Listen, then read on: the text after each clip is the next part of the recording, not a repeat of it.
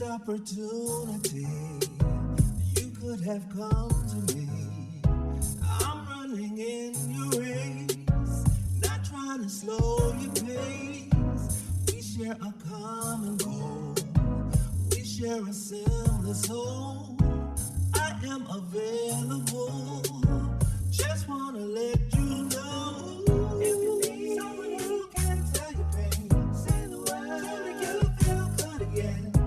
I'll be right here for you. Always be here for you. I was here when I didn't wanna know your name. Lift you up when I said we were all the same.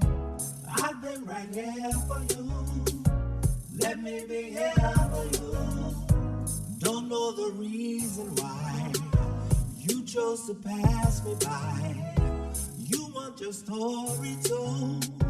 Why search outside the fold? You may think shiny things build up your inner being, when it's this piece of coal that holds a brilliant soul. If you need someone who can share your pain, say the word. And welcome to tonight's presentation of Shapeshifters, Leaders Who Are Remixing History. My name is Regina Taylor. Tonight's webinar is presented as one of a series of events representing the Black Album mixtape that I've created in partnership with SMU. In response to the historical significance of 2020 defined by COVID-19 and social protest, the Black Album mixtape invites students, professionals, and the community in the arts, technology, science, and activism to share original content through May 3rd, 2021. I hope you will consider making your voice heard through this project by sharing an original piece of work in a medium of your choosing that answers questions and explores the issues that affect us today. Works can include video, music, audio, images, monologues, photos, designs, texts, interviews, or self-interviews. To recognize and celebrate the talent and work of collaborators, the Black Album mixtape will offer 8 cash awards at a virtual block party on May 11th, 2021. More details on how to share your work will be forthcoming via email. Now, while you're here, a special conversation between leaders and creators who are remixing and reclaiming history through their work. This presentation will last about 40 minutes with another 10 minutes allotted for questions. As you listen in, feel free to type any questions for our speakers into the Q&A feature below. The chat feature will be used for updates and announcements by our team throughout the program. I'm pleased now to introduce our speakers. Dianne McIntyre is a dancer, choreographer, director, and historical researcher who established her dance music company Sounds in Motion in 1972. Her theater choreography has appeared on Broadway, London's West End, and over 40 regional theaters. Her screen choreography includes Beloved and Miss Evers' Boys, which received an Emmy Award nomination. Carl Hancock Rux is a poet, playwright, novelist, essayist, actor, director, and singer-songwriter. He is the author of several books, including the Obie Award-winning play, Talk, and a frequent collaborator in the field of dance, theater, film, and contemporary art.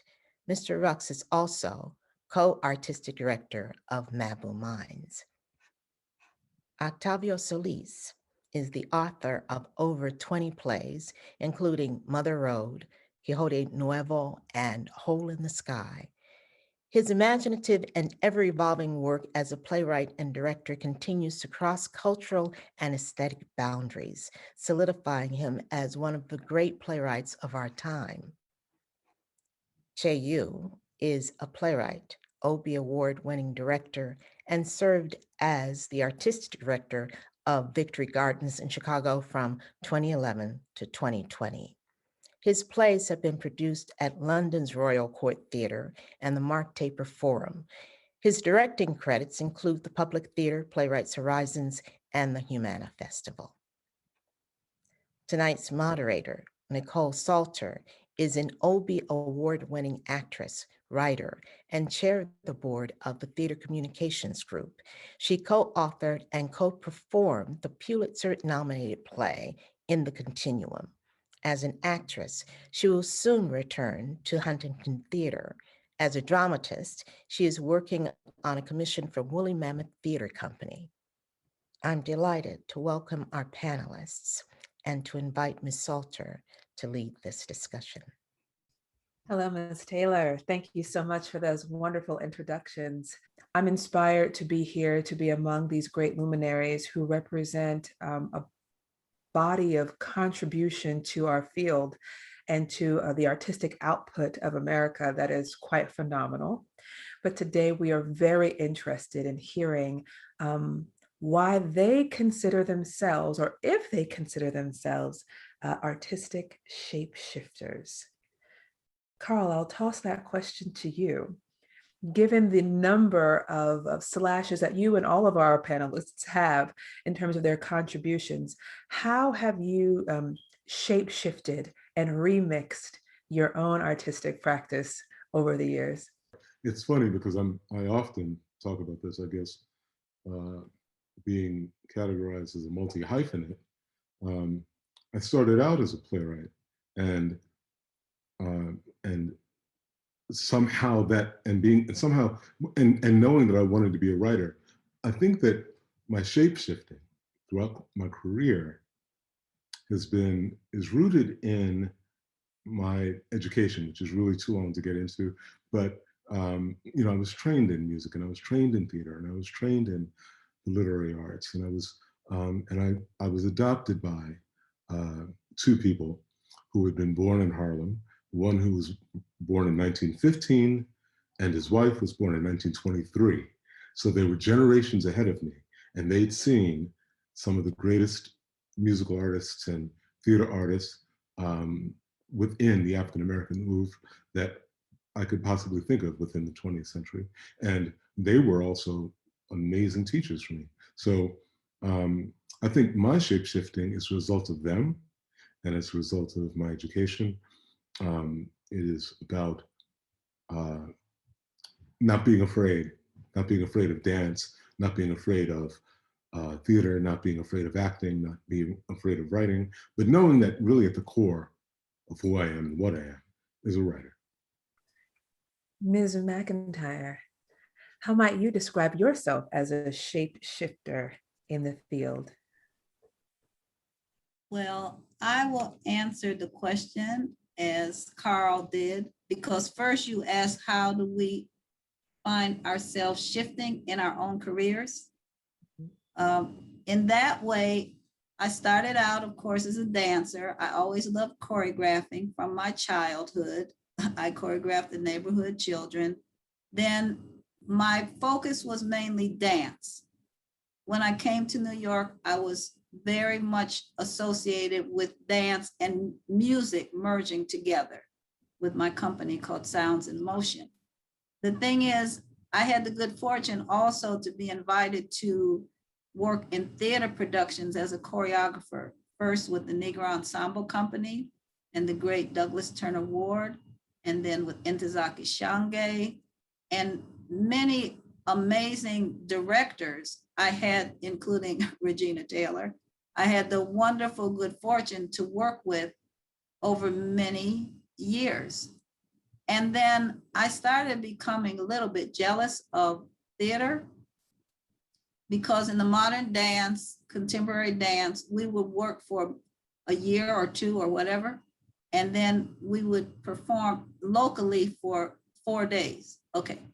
And we would tour, but I loved in theater, you got to be on the at least 3 weeks or 4 months or a whole year.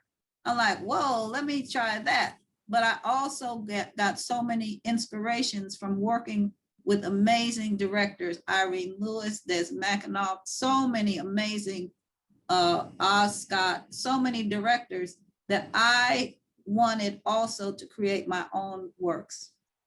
So I started interviewing individuals, not calling myself a playwright. However, because I have a lot of interest in history and people's stories, I started interviewing people and developing theater works, which I call dance-driven dramas, where these works are choreographed. The text is the words of the actual people, and then that becomes a form, which I call dance-driven drama. And I have a couple of those, which I will speak about later. One, All Stories of My Father, and another called Open the Door, Virginia, about early 1950s civil rights events in Virginia. We will definitely be getting to hear about all of those historical narratives. Don't worry, I have them on my list of things to talk about. But I want to delve into the same question for you, Mr. Yew. How do you see yourself as a shapeshifter in your artistic practice and in the development of your career? Well, I think being an artist, one has to respond most profoundly to what's around you. And I think I'm very shaped by the current events and the events that have befallen upon my community and how we basically continue to redefine them. In other words, Asians and the theater is actually not a good mix, because our parents have always said, you know, the arts are not meant for you, please do something practical. So when some of us decided not to do that and to rebel, I think basically in part is understanding the American part of being Asian American.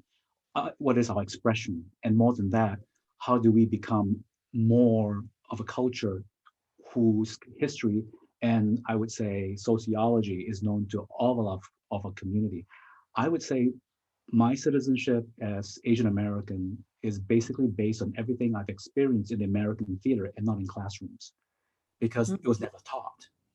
So for that reason, I gravitate towards the theater and started out as an actor, only to realize I don't like learning lines. Then from then in the theater, I started saying, oh, maybe I can write something, and someone threw me some money to write something, and I realized I could write that. And then through that, basically discovering who I was through history, again, through cultures, which I do not know anything about, which is unfortunate. And a brief aside, the current wave of anti-Asian violence is partially based on that. We don't even know our history, because as a result of that, we keep quiet. We have not spoken up, and theater was one way for us to do that. And when I realized theater could bring people together, I started directing and then ultimately producing, because I believe the American narrative is not one color. It's full of vibrant colors and communities that make this a wonderful country. We have to reclaim the American narrative deeply and through different forms, you know, from dance, which is so brilliant to hear, from playwriting, from performance to everything else. The more our narratives are being told, the more we are visible, and the more I think everyone can understand why they are part of this brilliant country. At the moment, as we all know, there's no balance. So we need to rectify that. Well, thank you for that plenary. I mean, Chay, you just took me down a deep road.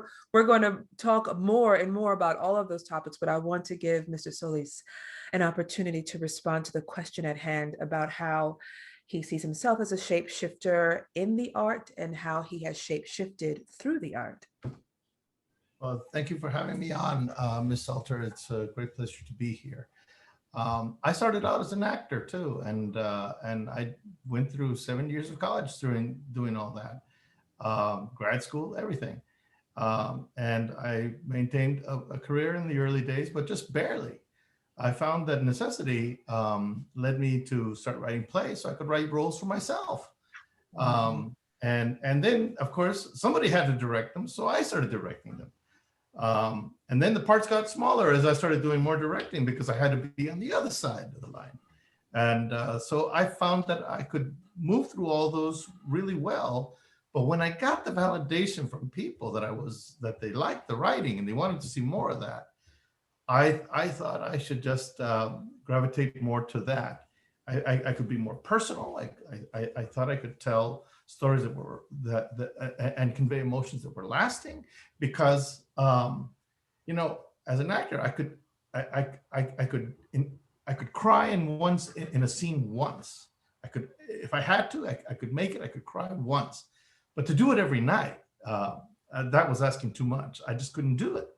And so I have great esteem for actors, because they automatically can go there every time and produce from the wellspring of their own experience these profound emotions. And so I became a full-on playwright, and that's what I did. I have found that I've been directing a little more. I direct a lot of my own work. I've been directing on a college level. And now I've also been acting as a cultural consultant for film. I worked on Coco. They brought me back to act. I have 3 lines in Coco. So that was cool. But then I started finding that I had another way in which I could express myself through my writing, and that was through prose. I started doing some creative nonfiction. I wrote a book that sold rather well called Retablos, that was released in 2018. I'm working on a novel. I'm just starting it right now. And even as I maintain a career as a playwright, and I doubt that I'll ever go to acting again. I just feel like there's so much more of a demand for my work as a writer, and I'm feeling it. I'm getting old, so I feel like I got to I feel like I'm more in that world. But having had all that experience, having had the training as an actor, having worked as a director, and working in prose and poetry as well, I feel like I have tools to be able that I can bring all that to a rehearsal room, and that makes me a good collaborator with directors in the space. Yeah, it seems to me that the shape-shifting described by all 4 of you has both internal and external qualities, things that happen, you know, from your own cultural perspective, your own households, your own education, and your response to the invisibility that you have in society, the inequity you're experiencing in society, the lack of opportunity you're experiencing in your own industry that causes you to shape shift or die, right? To move or die. When I think of the artist's role, using artists as a broad term, beyond the theater, beyond dance, beyond architecture, like all encompassing those who craft the experience. I'll leave it at that. Those who craft the experience. I feel as though the broad underpinning of that purpose is to bring consciousness to our collective evolution, right? When I think about historic narratives, where do you see them fitting in bringing consciousness to an evolution yet to exist?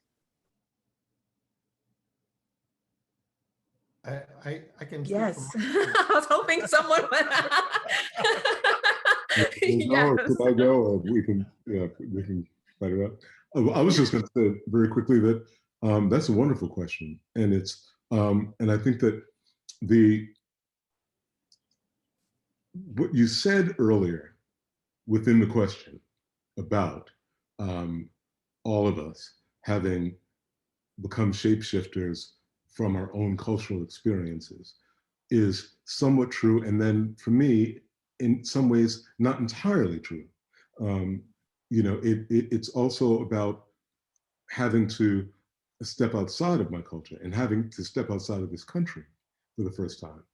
For me, it was about going to, you know, the American University of Paris and then going to the University of Ghana, and really going to the University of Ghana because, you know, I'd read that Malcolm X had gone there, and I'd read that Maya Angelou was there, and I just thought, hey, that must be a great, you know, I was 20 years old. I figured, hey, I got to go. I must go to the University of Ghana. But what I learned at the University of Ghana, when I was studying comparative literature, what was right next door was the dance company, which is the BBM Groma. And I learned so much from that dance company about the history of the interstices, or rather the liminal spaces that Americans have created regarding art, and what we've forgotten about artistic expression, and how that they are integrated and have always been integrated and have actually been integrated even beyond our knowledge and recorded time. So that dance company, I think, created works that were always aiming at elevating everyone's consciousness, whether it was about, the elections that were going on in Ghana, or where Ghana stood within proximity to Nigeria, or where Ghana stood within Africa, the continent itself.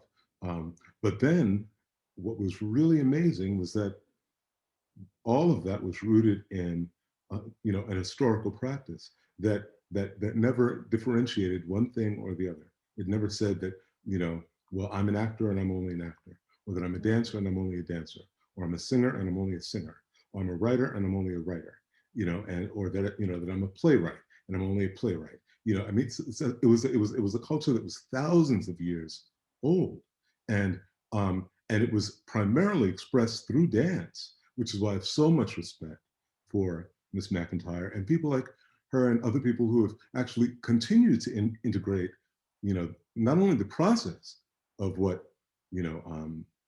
these various oeuvres and these various genres mean, but also how we can continue to speak to our collective consciousness in a contemporary way according to our historical understanding of who we really are.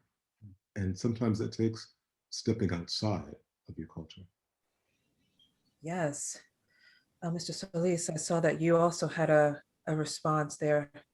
Yes, I believe that time is a living thing, and that we don't just have the power to change the future, that we have the power to change the past by how we react to it, by how we respond to it. And so it's, I think that is always in effect whenever we look at an event in history, in the past. If we ignore it, we forget about it, if we don't honor it, if we don't deal with it, wrestle with it, it's going to always just remain frozen in the way it has been addressed before.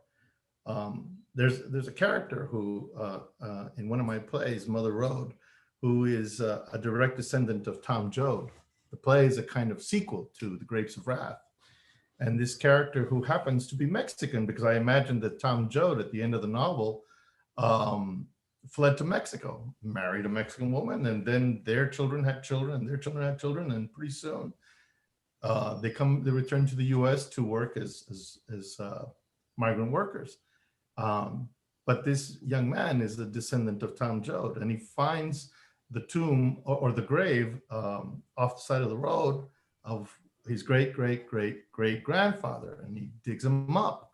And as he's digging him up, he asserts that not only is he an Okie because his grandfather made him an Okie, but that grandfather, those bones are the bones of a Mexican because I make him Mexican, he says. So, the fruit feeds the root. And as much as the root feeds the fruit. And so I have this sort of relationship with time that allows me to revisit moments in history. And through my experience with them as a writer, I feel like I'm changing, like I'm remixing, revising, or just re-examining or shedding light on moments in history that haven't been seen before, that haven't been addressed before.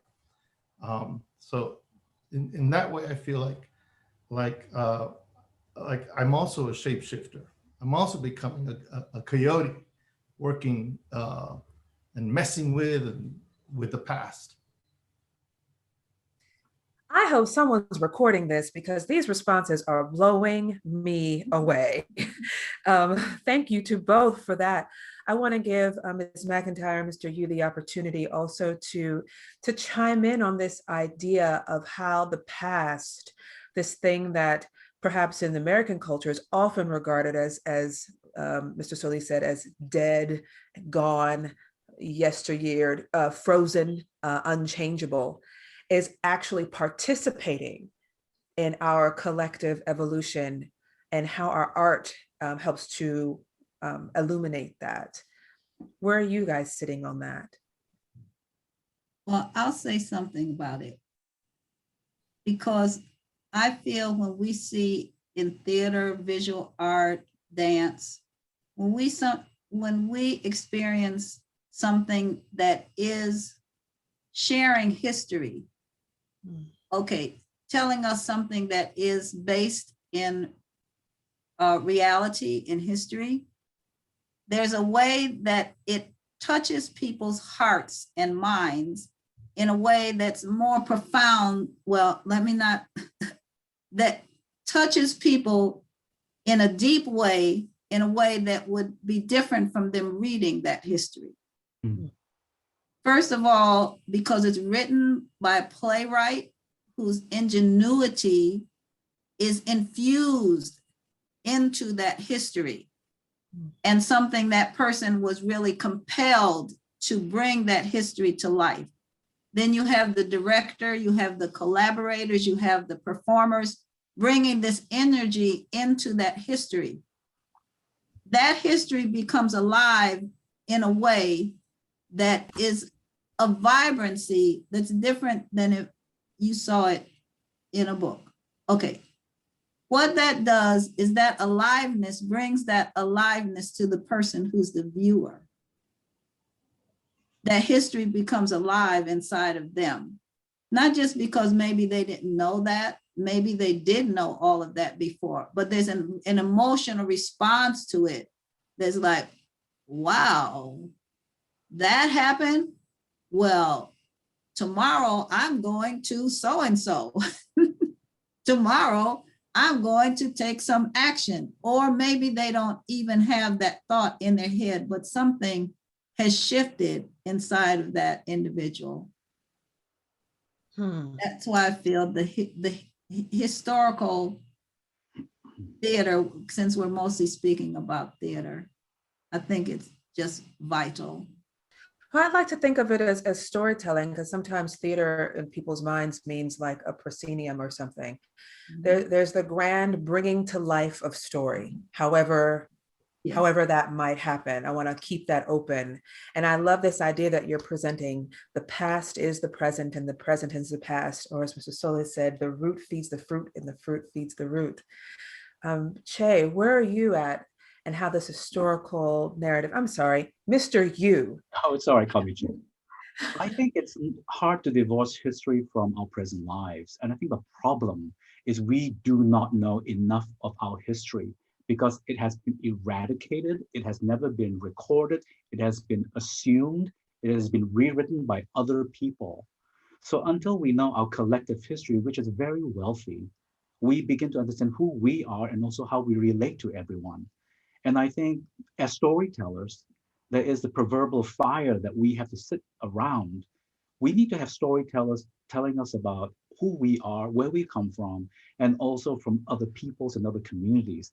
And also the power to imagine what that would mean to enlighten. For example, I remember when I was producing a play, I had commissioned Marcus Gartley, a Black playwright, a brilliant Black playwright, to write a new play. And he was actually working on something. And then the murder of Trayvon Martin happened, and he couldn't finish the play. And I said, well, we have 3 months. What do you want to write? He decided to write a play trying to figure out how racism really began in this country as a construct where the indentured servants and being the Irish and the Africans who had come together and how they actually worked together. And he found it through history. And Marcus loves history and always found a way to remix history for contemporary audiences. And from that was a great conversation that we needed to have as a country to see, this is the construct. This is how we got here today. Then the question that we ask the audiences is, as artists, what are you going to do about this? Mhm. Do you know where you come from? This is the legacy that you didn't know, the legacy that was hidden from you. Now that you know, what can we do? And I think as storytellers, be it dance, performance, film, or the combinations thereof, it's the most potent thing. I mean, there's always a wonderful experience to go see a mindless movie or a play about something with lots of music and lights and glitter. But sometimes we just need to see ourselves, how we got here through this wonderful histories. I'll just finally say that I'm always a little grateful for the fact that a lot of people in the past had gone through a lot for all of us to walk into a room without being arrested, even though the circumstances are always very complicated these days, or the fact that people have died so that we can actually drink from the same fountain. If we do not remember that history, it will repeat. And if we do not tell the stories, someone will tell it for us, and we will be defined by that. Speaking of defined by, it's a wonderful segue into my next question, Chay, which stems from the idea that the narrative itself, in all of its forms of expression, be it, the literary arts or the music arts or the movement arts or the architectural arts, are always actually honing in on creating meaning and becoming the organizing principle around which you can understand yourself, each other, and the world in which we're in, right? So when you think about the power of the narrative in all of its forms to become the organizing principle, or as I always say, the software to the body's hardware, how do you think your works, because I really want to hear some about your works, help to create or remix that organizing principle that programs us all for our collective evolution? And I'll speak specifically.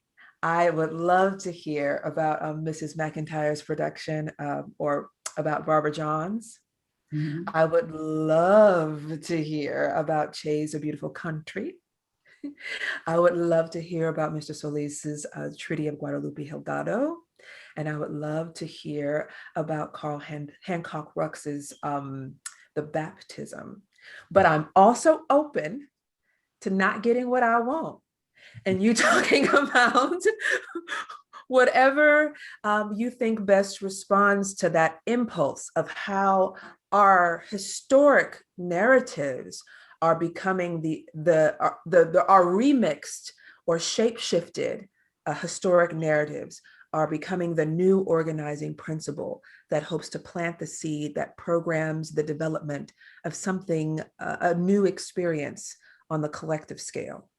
I sometimes wonder if we are looking for, and maybe I'm misunderstanding your question, or the latter part of your question, not the first part, but I sometimes wonder if we are looking for something, a new way of entering into our collective consciousness, or rather even looking for a new collective consciousness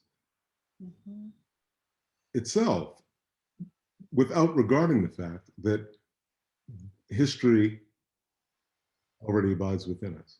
So my ability to speak to you just in language and just in sound, all I'm doing right now is I'm speaking what we call English. I'm making some sounds that you understand, and I'm making some gestures that you seem to understand. Um, uh, those things have power. Those things have meaning, and they always have. For me, when I to go to what you were asking about uh, our specific works, when I collaborated with the photographer Carrie Mae Weems on the baptism, well, first I was commissioned by Lincoln Center to pay tribute to John Lewis and to C.T. Vivian. And really, the initial commission was to write a poem. And the first thing that came to mind was, yes, I'll take that commission. I'd be very happy to write a something in tribute to these great men. I mean, I'd written many tributes that have been published in newspapers and things like that before, whether they were poems or not, for ancestors and people that have gone on, Ruby Dee and Amir Baraka, so many of my heroes. But this time, I wanted to collaborate. This time, I didn't want it to simply be the words that came out of my mind, onto a piece of paper. I wanted to allow the consciousness that I was experiencing and what it was I felt needed to be said, really needed to be said, to who we are right now, while at the same time speaking to what happened then. And if you don't know who C.T. Vivian is, and if you don't know who John Lewis is, they were civil rights activists. These men were very involved in Bloody Sunday. They were very involved in all of the rights that all of the rights that African Americans actually have in this country. And they were incredible men, and they died on the same day. So I felt like being asked to pay tribute to America, to civil rights historic figures at a time when we're living through, this Black Lives Matter movement, and while we were living through this pandemic, made me want to relate my words to image and to allow an image maker, I guess, to have her say, but to have her say non-verbally. And so I think there's incredible power in the non-verbal as well as the verbal. I don't know if I'm straying a little bit, but I think that to answer that question about my specific work, the baptism and how this country is moving into or not moving into a collective consciousness. My parents, and I'll say this very quickly, sorry. My parents, I have to go back to my parents, because they were my first educators. When I say my parents, I mean my adoptive parents. They had Saturday nights, and every Saturday night, they was jazz night. And they would play, Coltrane and Billie Holiday and Betty Carter, and I did not understand. I knew nothing. I knew nothing. This is generations beyond me. I didn't know anything about this music. I didn't really know anything about these people who were also generations beyond me. And they would sit, right, and they would talk to each other, and they would sort of call me into the living room, and then they would talk to me about the music I was hearing, and they would say, do you hear that? I'm 4 years old, 5 years old. Do you hear the phrase? Do you hear what the horn is doing right now? Did you hear that? What does that mean? Do you hear what that means? What does that mean? In that way, they were themselves musicologists, but even beyond being great musicologists, they were great teachers, and allowing me to listen to something that had been said before that I will need for now, or as the great Dr. Bernice Johnson Reagan says, has said so many times, you should learn this song because you never know when you might need it. And so I learned songs without knowing when I would need them.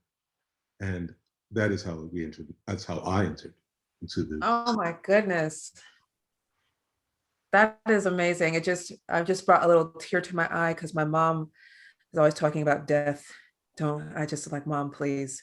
And she's like, but I'll never die because I'll always be in your head.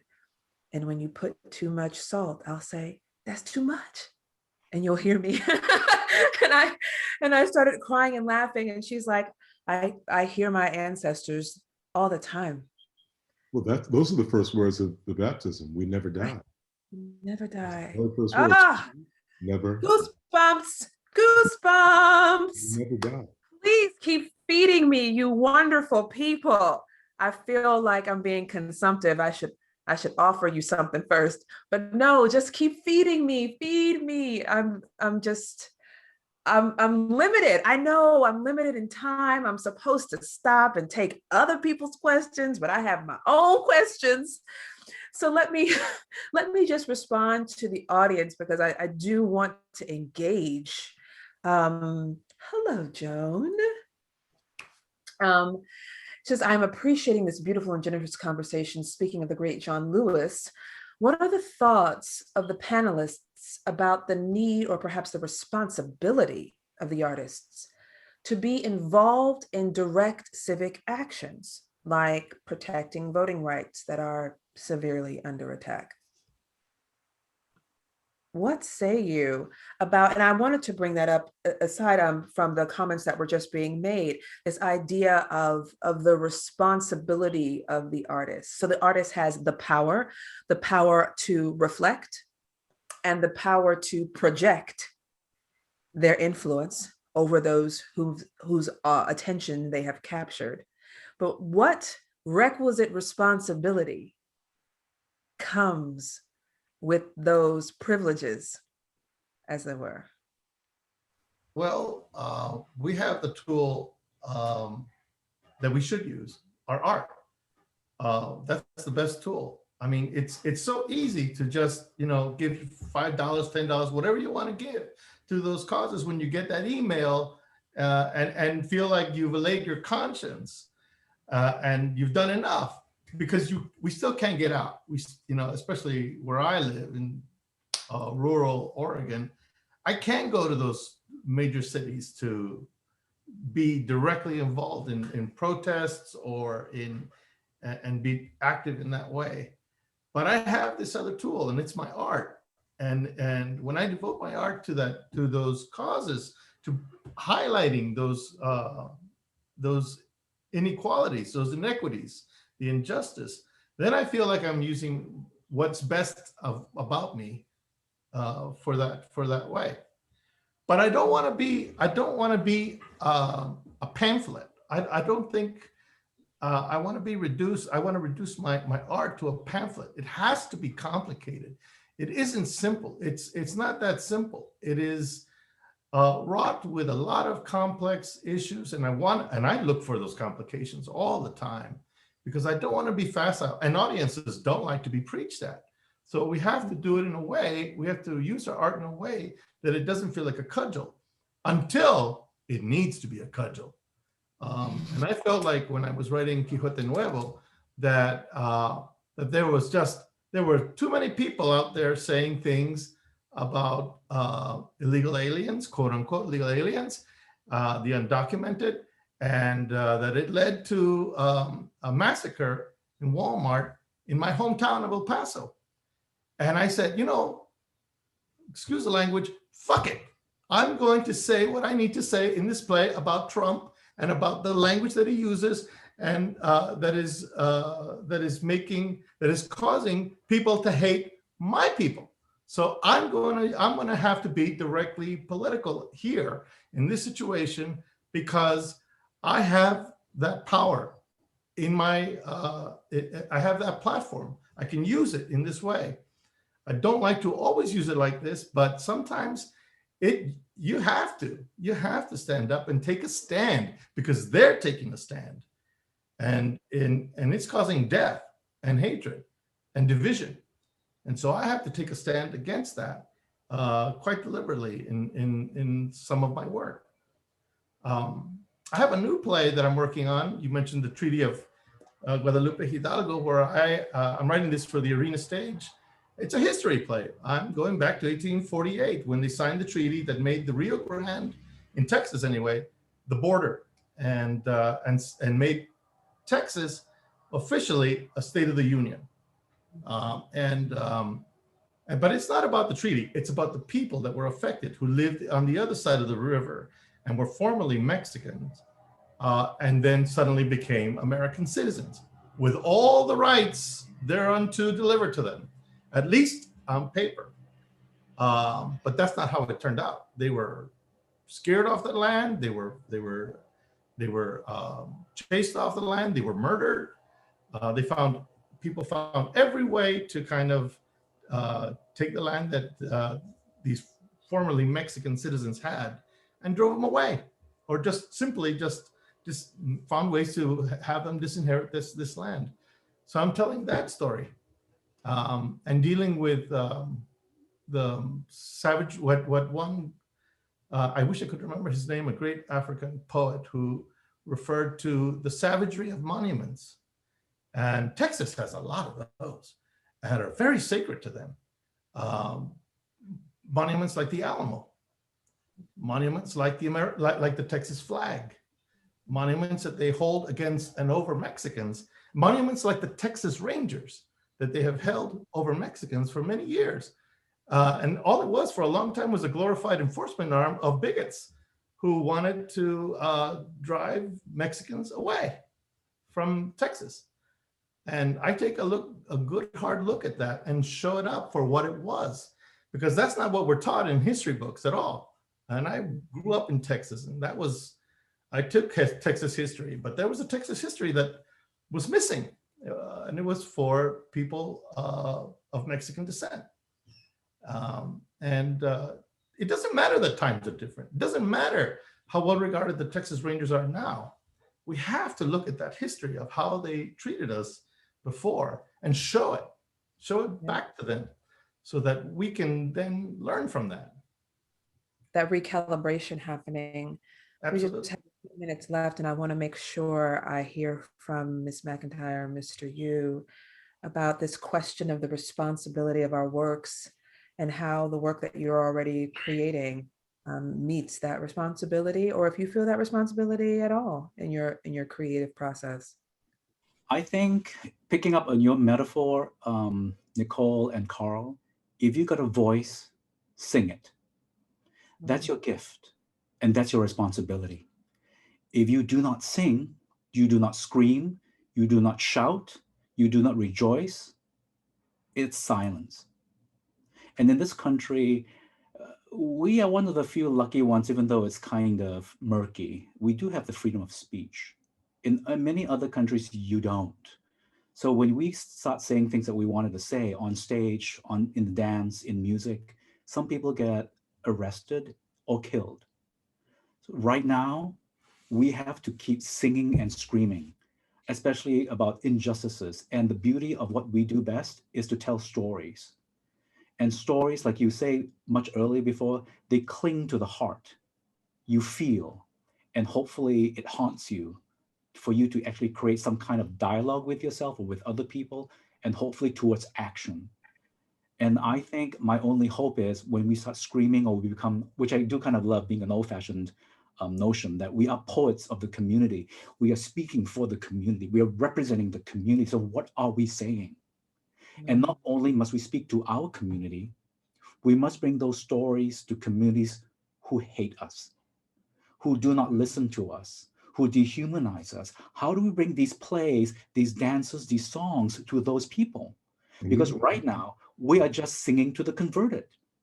And it's middle class, and it's very opaque, and we do not have enough access for even our community to go to a theater, to afford to go to the theater. So we have some systemic problems that we need to figure out how to make sure that we again become the fireplace where everyone can gather to listen. We can't even sit together in the theater anymore for the last 5 years. I mean, last 10 years ago, you could sit next to someone who you may not believe in politically, but we breathe together in that space. How do we breathe again, collectively, through the artist's voice? So our voice is to gather, is to remind, is to celebrate. It's also to criticize and provoke action towards a more socially just society. I'll end by saying it's sad that we're still doing Trojan women. That was from Greece thousands of years ago, because the subjugation of women, the torture of women, and war has never been resolved. And it would be kind of great to have one of my plays or some of our friends' plays be redundant. They're not, because they're living documents of a humanity that needs to change. So we have to scream louder and sing louder.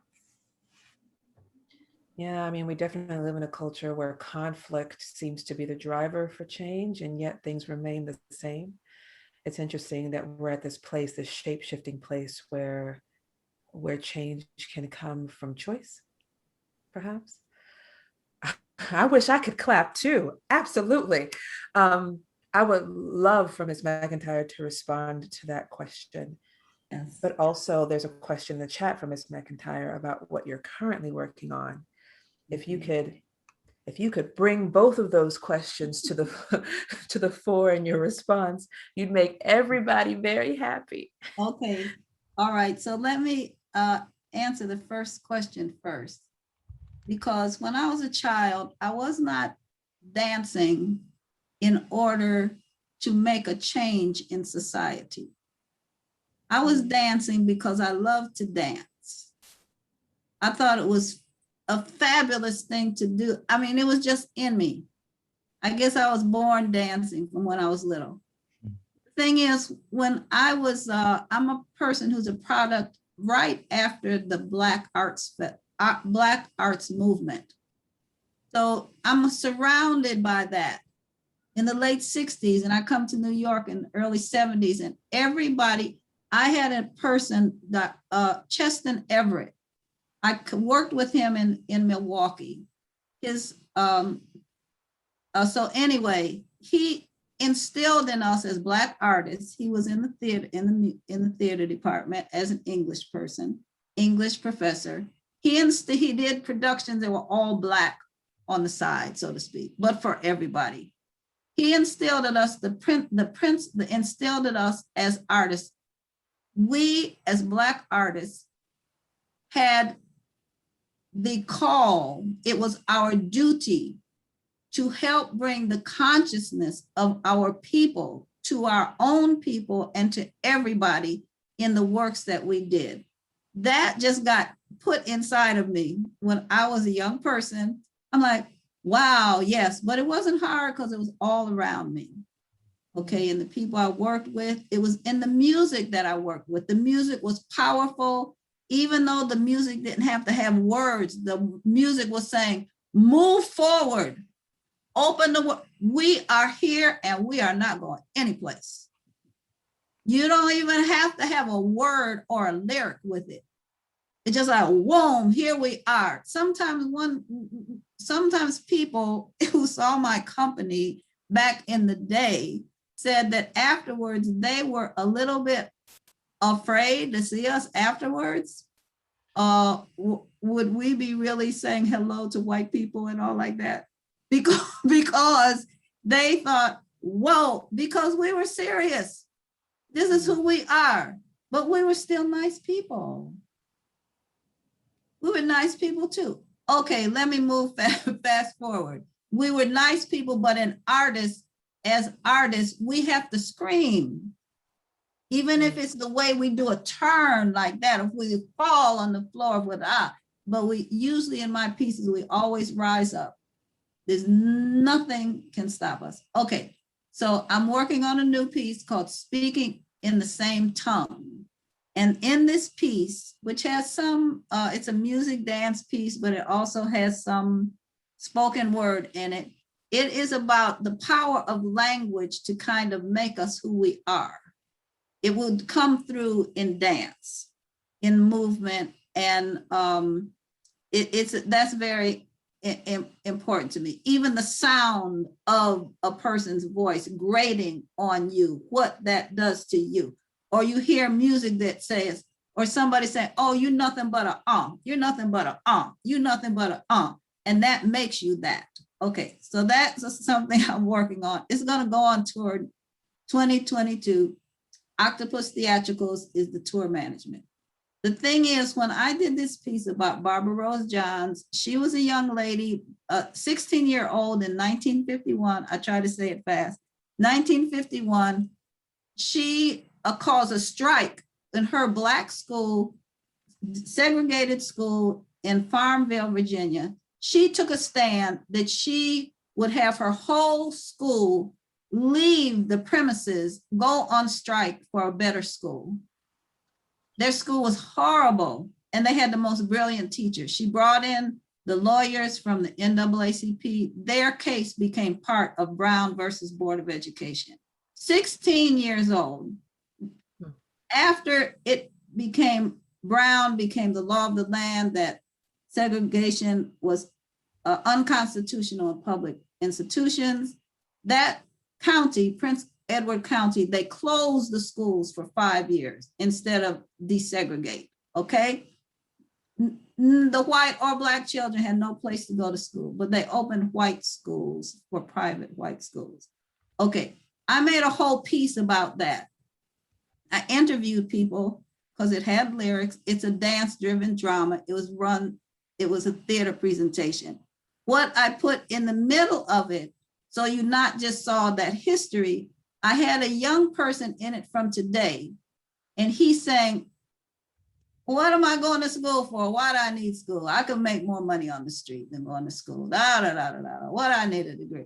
I want that contrast between these young people back in 1951 were willing, given their lives for better education.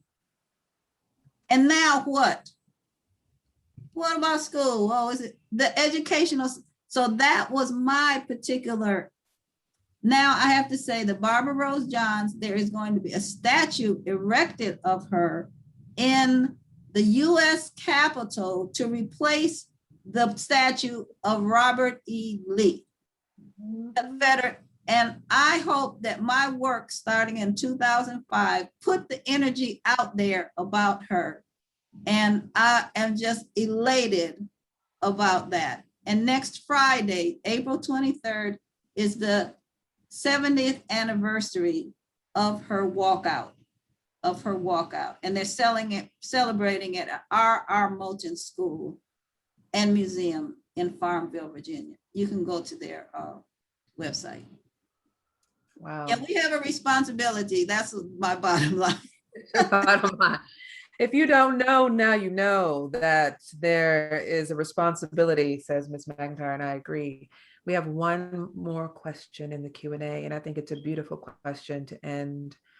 When we think about the newer generations and the children, we always think about them as a future and as storytellers of historic narrative. How do you want to, or how are you encouraging young people to recognize their power as individuals to take back their future? I can answer that very quickly for me in 3 parts, and I'll try to make it, and I will make it very succinct. One is a gift. When I say a gift, I mean something that was said to me. Again, back to, I always seem to return back to something that Dr. Bernice Johnson-Reagan said to me, which is, there comes a time in your life when you discover an emptiness. You had no thought of yourself as being empty, and you've been operating as if you were not, but it's there, that emptiness.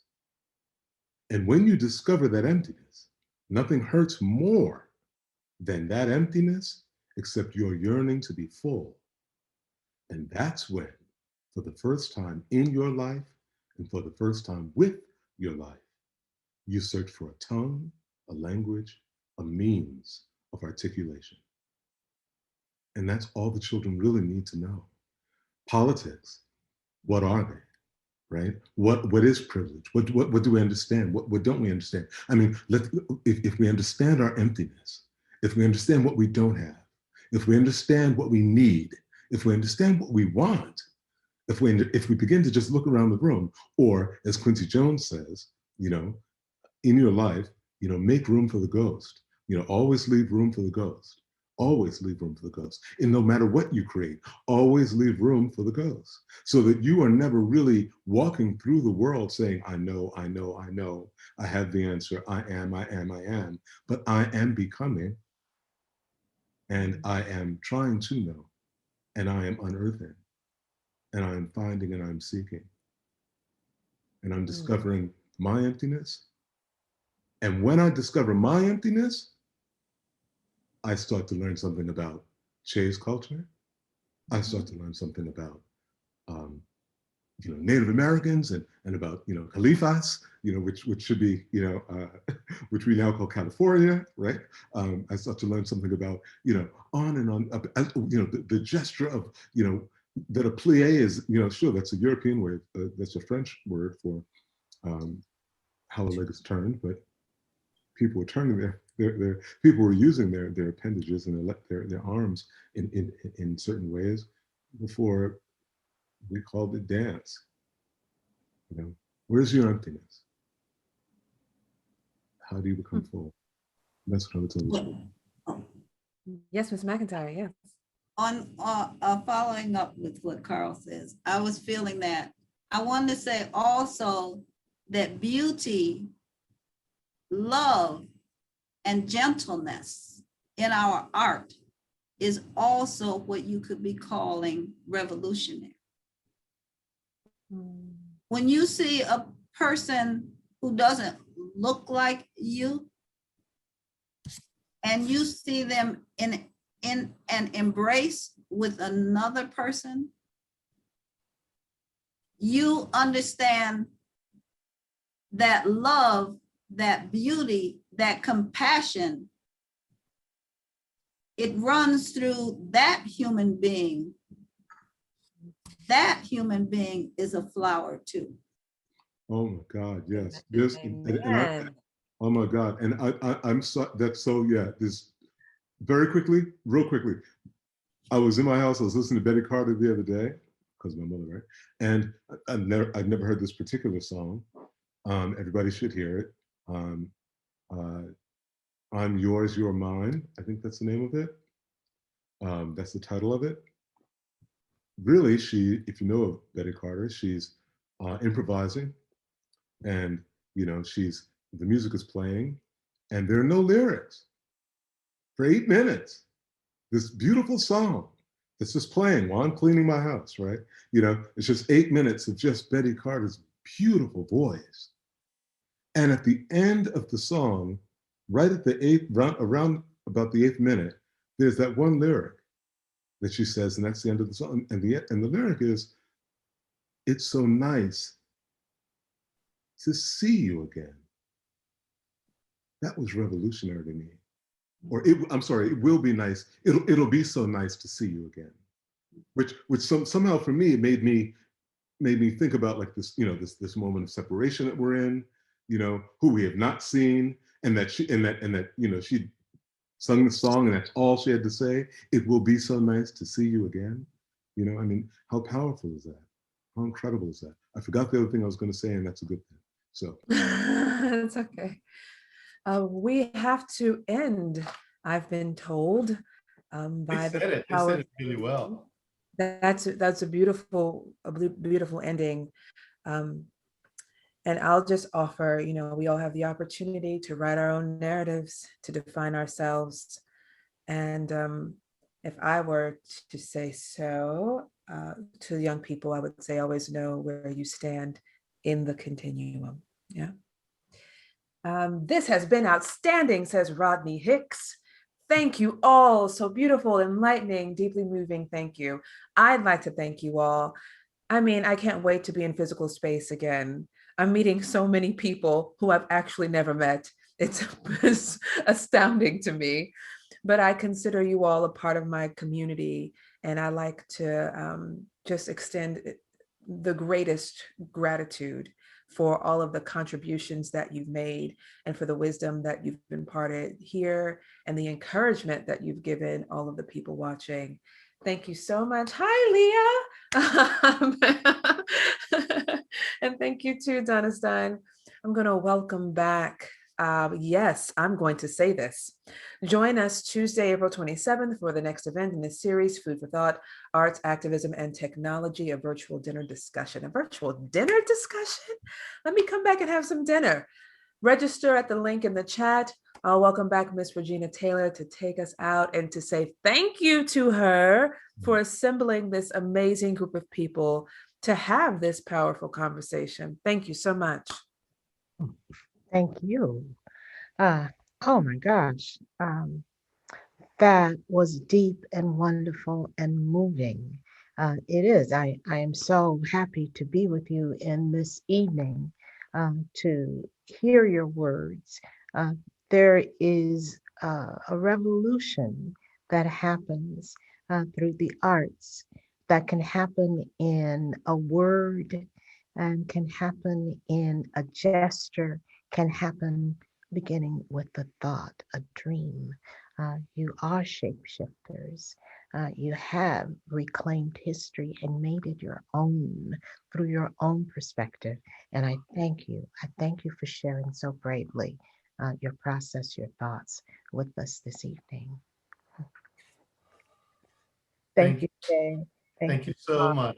It was a pleasure. Thank you, Octavio. Thank you, Nikkole.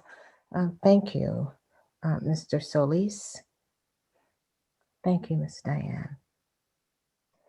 And of course, thank you all for joining us this evening for this wonderful conversation.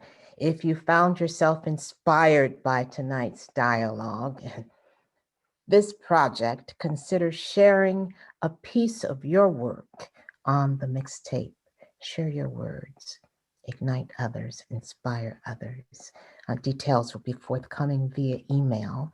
Meantime, take care, be safe, and be well. Thank you.